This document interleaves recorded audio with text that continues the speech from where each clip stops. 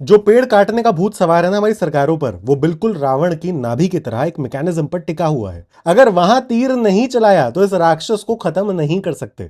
मैं बात कर रहा हूं कंपनसेटरी एफॉरेस्ट्रेशन की। एक लीगल मैकेनिज्म जो देखने में बहुत नेक लगता है, लेकिन जंगलों को धड़ल्ले से काटने का लीगल लूपहोल बन चुका है। और मैं नहीं, सीएजी की रिपोर्ट्स का डेटा कुछ ऐसी ही कहानी बयां करता है।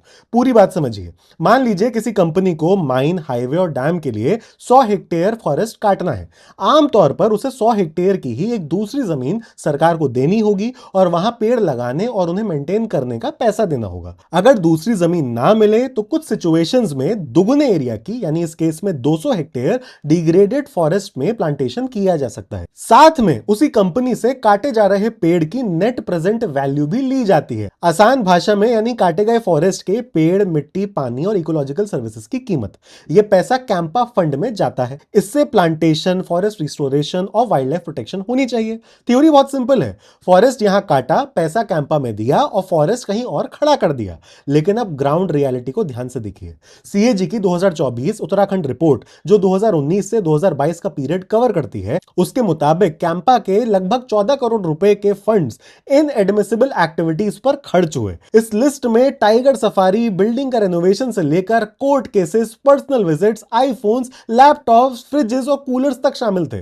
और बाकी पैसों से जो प्लांटेशंस हुए, उनका एवरेज सर्वाइवल रेट सिर्फ 33% का था। मतलब 2/3 पेड़ बचे ही नहीं। जबकि फॉरेस्ट रिसर्च इंस्टीट्यूट के हिसाब से 60 से 65% सर्वाइवल रेट होना चाहिए।